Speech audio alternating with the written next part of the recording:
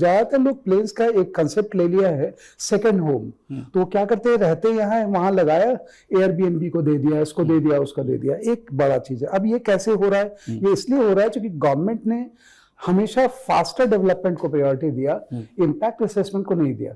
तो उनको टूरिज्म दिख रहा है, होम स्टे दिख रहा है, डेवलपमेंट दिख रहा है, एक बड़ा कारण वो लीड करते हैं डिजास्टर को। दूसरा बड़ा कारण सर क्या हुआ, एक छोटी सी बात मैं हाईलाइट करूंगा, road construction, connectivity is the basic condition of development. तो रोड कंस्ट्रक्शन में क्या हुआ है सर, ये फेडरल डिस्प्यूट है, देना चाहिए BRO. BRO is expert organisation high altitude road construction. Because of federal dispute state government क्या करती है, अगर अपनी एजेंसी को इन्वॉल्व करती है और अपने कॉन्ट्रैक्टर लाते हैं। उनके कॉन्ट्रैक्टर जो है सर वो सबको कट पहुंचाते हैं, विथ एक्सेप्शन कट पहुंचाते हैं सबको। Very true, it is a harsh truth ji. और उसके चलते हुए क्या होता है कि लो इंटेंसिटी ब्लास्ट वो जगह जगह मारने की जगह पर पहाड़ में एक ही जगह हाई इंटेंसिटी मारता है, उसका कॉस्ट बढ़ जाता है, उसका लो इंटेंसिटी।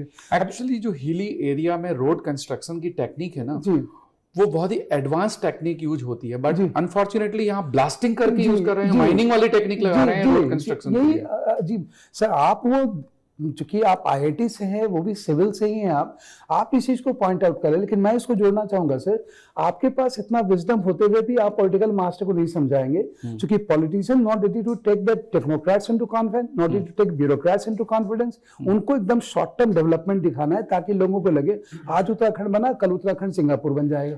आपको अगर रिकॉल करें 2 साल पहले की स्टोरी है, जब जोशीमठ सिंकिंग वाला केस चल रहा था, जोशीमठ, और जोशीमठ के बहुत सारे मकान सिंक कर रहे थे, क्रैक हो रहे थे और लैंडस्लाइड का खतरा बढ़ गया था।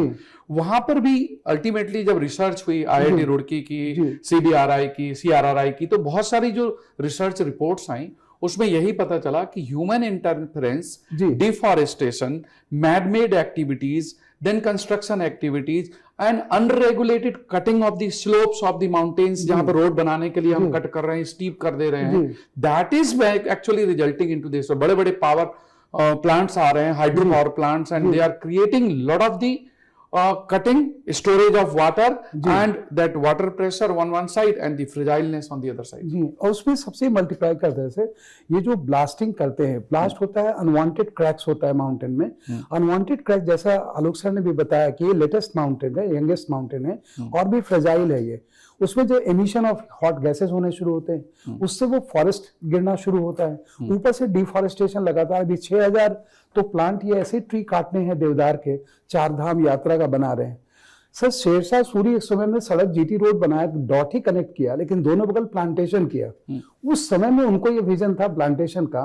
अभी सर एफआरआई देहरादून में है, forest research institute of India, short cycle का 6 महीने का प्लान डेवलप करता है वो सर, एकदम यूज पकड़ता है जमीन को। लेकिन अब वो बात है, ये रोड कंस्ट्रक्शन होगा पीडब्ल्यूडी से और प्लांटेशन होगा मिनिस्ट्री ऑफ एनवायरमेंट से, आपस में कोऑर्डिनेशन है नहीं, तो ये पूरा उड़ा देते हैं। उसके चलते सर जो मानसून आता है, जैसा अभी सर ने कहा कि ग्लोबल वार्मिंग से ग्लोबल कूलिंग भी हो रहा है, क्योंकि ग्लोबल वार्मिंग से इवापोरेट हुआ हाई एल्टीट्यूड जा करके वही स्नो में बदला, हेवी स्नो, और वो मानसून में मेल्ट करता है सर। ऊपर से पहाड़ टूटा हुआ है, पूरा लेकर के लैंडस्लाइड वो रिवर में पहुंचा देता है।